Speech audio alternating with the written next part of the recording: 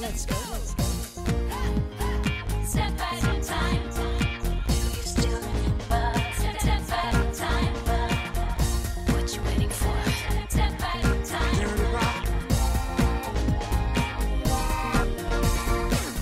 Bonjour à toutes et à tous, je m'appelle Thibaut et vous écoutez Le Jour Pop, le podcast qui vous raconte les plus grands classiques de la pop musique et vous fait découvrir les artistes qui ont fait, font et feront son histoire. Et aujourd'hui, nous allons revenir sur une période charnière de la vie d'une artiste australienne qui a transformé une épreuve personnelle en véritable force, s'imposant ainsi comme un symbole de résilience dans l'histoire de la pop. Kylie Minogue, éternelle princesse de la pop, qui au sommet de sa carrière a dû affronter le cancer du sein et qui en est ressortie plus forte que jamais. Et aujourd'hui encore, elle continue de remplir Bercy comme cette semaine. Mais avant ça, n'hésitez pas à me rejoindre sur Instagram @lejourpop pour discuter de cet épisode et de tout ce qui touche à la pop.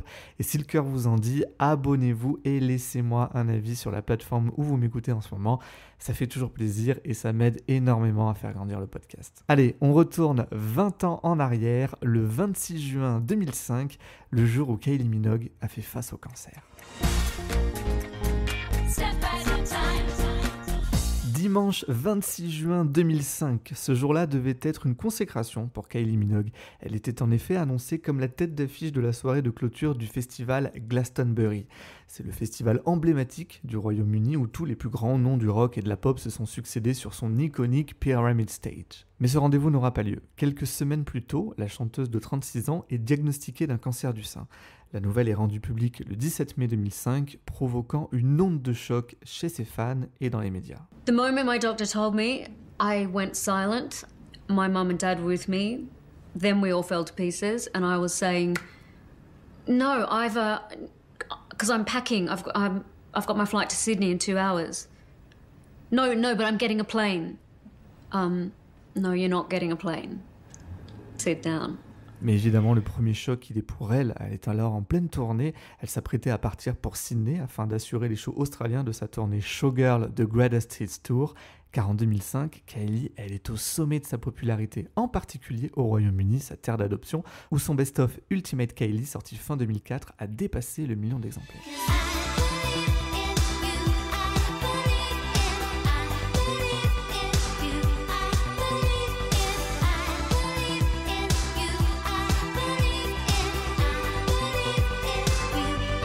Pour vous resituer les épisodes précédents, après une fin des années 90 un peu en demi-teinte, Kylie elle avait opéré un retour en grâce spectaculaire en renouant avec le succès en l'an 2000 grâce à Spinning Around, un single disco-pop irrésistible et un clip mémorable dont le micro-short doré est désormais exposé dans un musée. C'est une vraie info.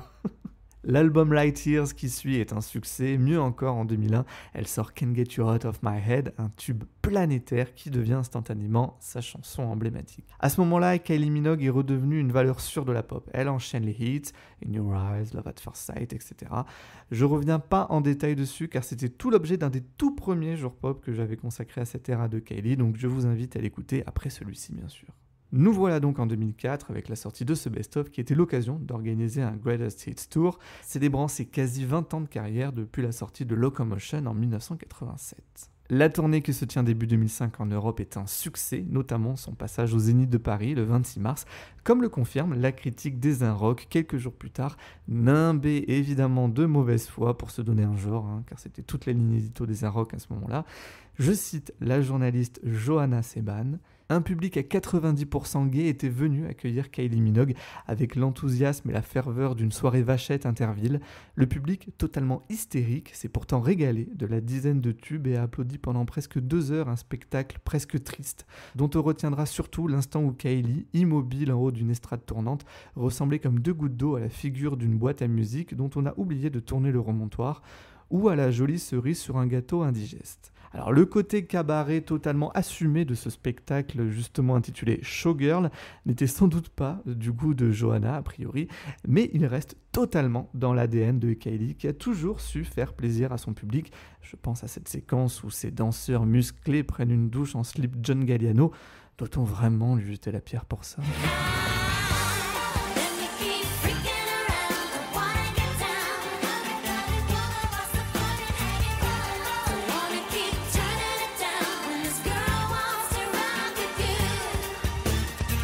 On ne pourra jamais reprocher à Kylie Minogue de ne pas avoir le sens du show, et cette tournée européenne a totalement réjoui son public. Mais en coulisses, c'est assez compliqué pour Kylie. Elle est souvent prise de vertige, et elle prend ça pour de la fatigue assez logiquement, vu qu'elle enchaîne 3 à 4 concerts d'affilée devant 15 000 spectateurs chaque soir. Mais le diagnostic tombe, c'est un cancer du sein. Les dates en Australie et en Asie sont immédiatement annulées, et Kylie rentre d'urgence à Melbourne pour être opérée.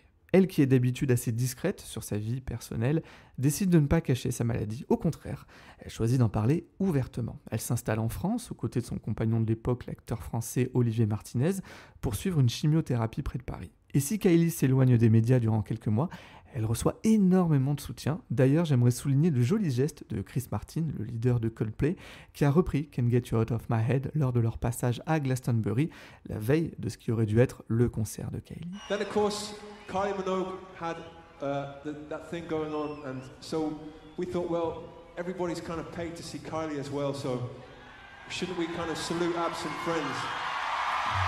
And that's why we're going to do this. I just can't get you out of my head, boy, it's more than I dare to dream about. I just can't get you out of my head, boy, it's more than I dare to think about. C'est en janvier 2006, moins d'un an après le diagnostic, que la bonne nouvelle tombe enfin, Kylie est en rémission. Le cancer est vaincu médicalement et la chanteuse peut progressivement reprendre des forces. En avril de la même année, elle fait sa première apparition publique depuis l'annonce de sa maladie, avec une photo forte en symbolique à la une des magazines, souriante et avec les cheveux très courts. Des photos qui sont prises dans l'intimité par Olivier Martinez lors d'un séjour à Portofino en Italie. Et il faut rappeler qu'à cette époque, peu de célébrités décident d'évoquer publiquement la maladie. Kylie, elle, choisit de briser le tabou pour faire de la prévention à sa façon, et en Australie comme en Europe, on parle même d'un Kylie Effect pour expliquer la hausse des dépistages du cancer du sein par des milliers de femmes, parfois très jeunes et qui d'habitude sont peu sensibilisées à la question. Tell me, when you do go back to Oz with the tour now, how will it feel going home and it's the first thing you're going to do? I've tried to project that many times in my mind, and I just can't. I really can't imagine. I can't imagine. I'm just focusing on what I have to do to get there, and I don't know quite how I am going to do this. However, I've set myself the goal. Après sa rémission, le 16 juillet 2006, Kylie offre une interview fleuve à la chaîne britannique Sky One. Elle y revient évidemment sur sa maladie, mais aussi sur la suite de ses projets, car Kylie veut aller de l'avant. Et tout d'abord, terminer cette tournée Showgirl, comme pour ne pas laisser le cancer totalement dicter sa vie. 1 an et demi après son interruption, des dates sont prévues en Australie et en Angleterre pour un show riche en émotions, évidemment, et ça, on va en parler tout de suite. I've thought about this moment for a long time now. So I'm just going to say what comes to me, and that is... You know, generally I'm like 10 minutes late. This is officially fashionably late, 1.5 years. But I mean fashionably! 11 novembre 2006, Kylie remonte sur la scène du Sydney Entertainment Centre devant plus de 11 000 spectateurs. Elle, qui n'avait plus chanté en Australie depuis 2002, 4 ans auparavant, s'amuse d'avoir 1 an et demi de retard suite à l'annulation de sa tournée. Et plutôt que de reprendre la tournée exactement là où elle s'était arrêtée, elle lui donne un nouveau nom chargé de sens, le Homecoming Tour, littéralement le retour à la maison, à la fois dans son Australie natale, mais aussi dans sa deuxième maison, la scène. Homecoming is twofold because I was returning to Australia and to be returning to the stage. My other home. Le spectacle proposé est une version réinventée du Showgirl Tour de 2005. Adaptée aux limites physiques dues à ses traitements, les chorégraphies permettent de ménager son endurance et le concert est entrecoupé de courtes pauses pour qu'elle puisse reprendre son souffle. Mais aux yeux des spectateurs, c'est transparent. Le show est aussi flamboyant et joyeux que sa première incarnation. Cette tournée de la Renaissance fera même l'objet 1 an plus tard d'un documentaire intitulé White Diamond, A Personal Portrait of Kylie Minogue. Pour la première fois, et unique fois à ce jour d'ailleurs, Kylie s'essaye au traditionnel exercice du documentaire intime. Le film la suit dans les coulisses de la préparation puis de la tenue de cette tournée. On y voit la chanteuse préparer son retour, répéter ses chorés, gérer les imprévus techniques, etc. L'exercice est assez convenu et finalement pas si intime que ça. Et d'ailleurs, dans un échange qui se veut assez informel avec le réalisateur William Baker, un de ses meilleurs amis et grand collaborateur de l'époque, il lui dit que passer l'image du shorty doré, de Can't Get You Out of My Head, de son idylle dans les années 80 avec le leader d'In-Excess et de son cancer du sein désormais, les gens ne connaissent pas vraiment Kylie Minogue. Mais bon, à l'issue du visionnage, on peut pas dire en connaître beaucoup plus, si ce n'est qu'on est face à une femme et une artiste totalement impliquée dans son art, et surtout une grande bosseuse malgré son mètre 52 et qui se révèle aussi une grande force de la nature. D'ailleurs, ça me fait faire un pas de côté avec une surprise nichée dans ce documentaire et qui concerne une autre force de la nature, Madonna. Et pour les pop nerds que nous sommes, au détour d'une séquence, on découvre en effet l'existence d'une chanson inédite intitulée Alone Again. Particularité de ce titre, il a été coécrit par Madonna et Rick Nowels à l'époque de leur collaboration sur Ray of Light, d'où sortiront les titres The Power of Goodbye, Little Star et To Have and Not to Hold, que des pépites évidemment. La chanson Alone Again, elle, sera mise de côté avant d'arriver 3 ans plus tard entre les mains de Kylie lors de la préparation de l'album Fever. Mais là encore, le titre passera à la trappe, que ce soit pour l'album ou pour figurer en face B du single Come Into My World. Et c'est seulement en 2007, 10 ans après son écriture, que la chanson sera enregistrée par Kylie pour figurer sur le documentaire. Alone again. Now we're back where we started. Alone again. I thank God I'm alive. Mais pendant des années, cette chanson sera aussi symbole d'une grande frustration que, je sais, nous avons partagée, l'unique semblant de collaboration entre deux reines de la pop dont les chemins ne se sont jamais croisés en 40 ans. Jusqu'à ce 7 mars 2024, sur la scène du Kia Forum de Los Angeles, durant son Celebration Tour, Madonna a fait monter Kylie sur scène pour partager un moment tellement fort en émotion. On the subject of survival, I would like to introduce a very special guest who is going to come up here and sing with me. Her name is Kylie Minogue. Now this is what we call a survivor, okay? Here we are. I'm falling apart. Anyway, it's a privilege for me to be up here singing with you. You were a fighter too. God bless you. Never give up. You never did. Hi everyone. How we feeling? Because I can tell you I feel amazing. This moment has been a long time coming. I know. Why did it take so long? I don't know. We take our time. Oh no, not I will survive. Come on, let's sing it with us. Just as long as I know how to love, I know I'll stay alive. Et pour rappel, durant sa tournée, Madonna, elle faisait venir tous les soirs une célébrité pour partager un moment fun durant le segment Vogue Ballroom. Mais lorsqu'elle invite Kylie Minogue, c'est pour partager un moment bien particulier. Elle l'invite à chanter la chanson I Will Survive, qui a une résonance très forte. Déjà parce que Madonna, en 2023, elle s'est retrouvée 2 jours dans le coma après une sévère infection. Et puis Kylie, elle a survécu au cancer, ce même cancer du sein qui avait emporté la mère de Madonna quand elle n'avait que 5 ans. Toutes les deux des survivantes, et toutes les deux aussi des survivantes de l'industrie, car toutes les deux, elles ont commencé dans les années 80, et elles sont toujours là, devant des salles combles, 40 ans plus tard. Et si elles ont réussi à perdurer, c'est qu'elles ont toutes les deux compris qu'il fallait se réinventer sans jamais se trahir.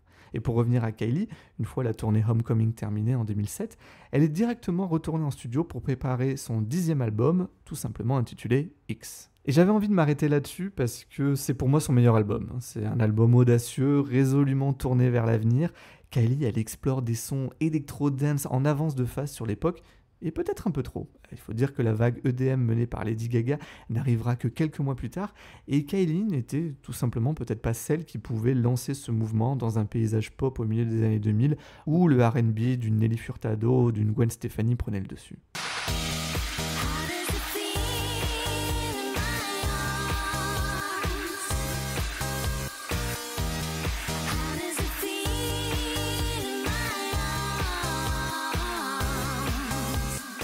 arms? Christina Aguilera Bionic et Kylie Minogue AX. Ce sont tous les deux des albums qui sont en avance sur leur temps et qui n'ont pas rencontré le succès qu'ils méritaient. Et concernant Kylie, pour preuve notable, on retrouve dans les crédits sur 2 titres le nom d'un jeune DJ écossais alors assez peu connu du grand public, Calvin Harris. Car bien avant de faire danser Rihanna ou Dua Lipa, Calvin Harris a fait ses armes de producteur avec Kylie Minogue, notamment sur le titre In My Arms, et 18 ans plus tard, je ne comprends toujours pas qu'il ne soit pas devenu un classique de son répertoire. Malgré ses qualités et des critiques plutôt positives, le public réserve un accueil tiède à ce projet. Peut-être parce qu'à bientôt 40 ans, Kylie n'avait pas le profil pour toucher une jeune génération qui se tournera plus facilement vers Gaga, Rihanna ou Katy Perry. Hélas, à partir de là, les succès grand public se feront de plus en plus rares pour Kylie, qui a tout de même une fanbase suffisamment solide pour perdurer et continuer à faire des tournées, mais dont les chansons passeront de plus en plus inaperçues. Son dernier grand tube en date pourrait être All the Lovers, ou sa collaboration aussi surprenante qu'opportuniste avec Taio Cruz, dont la pop EDM cartonne en ce début de décennie 2010. Alors si ça vous dit rien, vous vous souvenez forcément de cette chanson Higher. It's taking me now. It's taking me higher, higher off the ground. Et c'est vrai qu'à la fin des années 2010, Kylie Minogue semble être en pré-retraite à la vue du titre de son best-of Step Back in Time de Definitive Collection sorti en juin 2019. La collection définitive, un titre assez surprenant de sa part, comme si elle avait fait une croix sur les tubes. Et pour boucler la boucle, elle est invitée à performer à Glastonbury 14 ans après son annulation, mais hélas pas en headliner, mais pour le Legend Slot, un créneau gentiment réservé aux légendes, comme précisé, même si ça fait un peu voix de garage dit comme ça, hein, car avant elle, c'est Lionel Richie, Dolly Parton, Tom Jones ou Tony Bennett qui ont chanté. Alors de très bons noms, hein, des légendes clairement, mais ils avaient 70 ans lors de leur passage à Glastonbury, et Kylie à peine 50 ans, donc je trouve ça un poil vexant, mais c'est peut-être parce que c'est juste moi qui assume pas de vieillir. Ceci étant, ce set offrira un grand moment d'émotion, car souvenez-vous, Chris Martin avait interprété Can't Get You Out of My Head en 2005 sur cette scène de Glastonbury, et bien en 2019, sur l'invitation de Kylie, il est revenu pour repartager la chanson avec elle. I just can't get you out of my head. Boy, your loving is on. Come on. I just can't get you out of my head. Girl, it's more than I dare to think about. Mais ce moment de communion, c'était pas un adieu de Kylie, et elle avait sûrement envie de démonter tout ce que je viens de dire sur la probable fin de sa carrière, car en 2023, elle va connaître une résurgence qui va donner un souffle nouveau à sa carrière, et ça on va en parler tout de suite.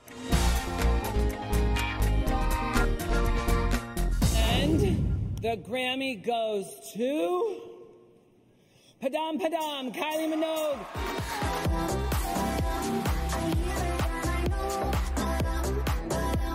I know you wanna take me home, and get to know me goes, when your heart goes out. 4 février 2024, Kylie Minogue reçoit le Grammy du Best Pop Dance Recording pour Padam Padam, 20 ans après en avoir reçu un pour Come Into My World. Le titre est produit par le Britannique Lost Boy, qui envisageait à la base de proposer la chanson soit à Rita Ora, soit à un futur candidat de l'Eurovision. Mais la démo est arrivée entre les mains du directeur artistique de Kylie, qui lui a envoyé, et elle dit en être tombée amoureuse. Padam, ça n'a aucun quelconque rapport avec Edith Piaf, c'est de la dance pop audacieuse, redoutable et addictive. Le titre devient viral sur TikTok et offre à Kylie son premier grand tube populaire en bientôt 15 ans et qui par conséquent donne tort au titre de sa compilation de 2019. Oui, je reste complètement bloqué sur ce titre. Hélas, l'album qui suivra, Tension, et sa suite, Tension 2, en 2024, sont pas vraiment les plus grandes réussites discographiques de Kylie, hein, mais ils vont quand même accompagner cette renaissance médiatique avec une stratégie assez ambitieuse, la faire percer aux États-Unis. Car oui, Kylie n'a jamais vraiment rencontré le succès chez l'oncle Sam, mais ça ne l'a pas empêché d'être dans le cœur et les playlists de nombreux homosexuels nostalgiques outre-Atlantique, et c'est eux et leur portefeuille qui seront visés notamment en l'installant à Vegas. Losing track of time, we're rolling on the night and falling to the sky. Make my eyes roll back when I feel like Vegas. Portée à la fois par la hype de Padam Padam et un vent de nostalgie, durant 20 dates, elle remplit une petite salle dans le désert du Nevada. La prise de température est réussie et lui permet derrière d'assurer sa première véritable tournée américaine en 38 ans de carrière, dont 2 Madison Square Garden sold out. C'est beau quand même. Et après 7 ans d'absence, elle revient également en Europe, en France, à Paris et à Lyon pour son premier grand show en arena depuis plus de 10 ans. 2 heures de tube traversant 5 décennies de la carrière d'une artiste qui semble n'avoir jamais été autant épanouie. J'ai l'impression que vous êtes de plus en plus libre. Est-ce que c'est juste une impression? Vous avez raison.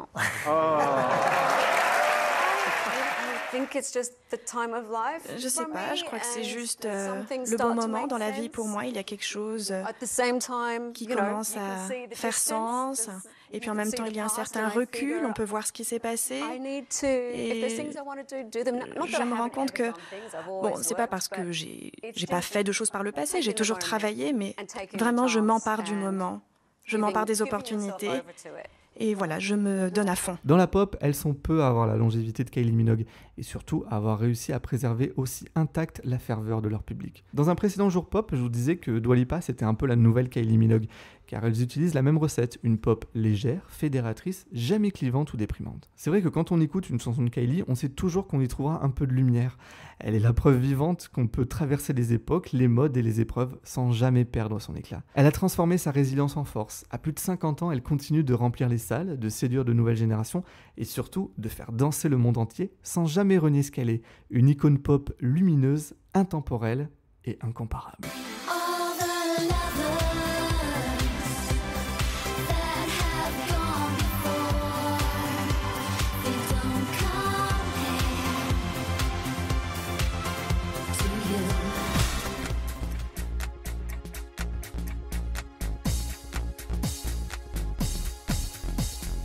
C'était le jour pop épisode 70 consacré à Kylie Minogue. Très content d'avoir passé ce cap avec elle. J'espère que ça vous a plu et intéressé.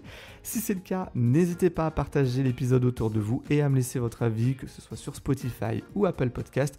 Vous le savez, ça m'aide énormément à faire grandir le podcast. Et si vous avez envie qu'on discute ensemble, c'est toujours sur Instagram @lejourpop. Merci à nouveau pour votre fidélité. Moi, je vous donne rendez-vous très vite pour un nouveau jour pop. D'ici là, prenez soin de vous et moi, je vous dis à bientôt.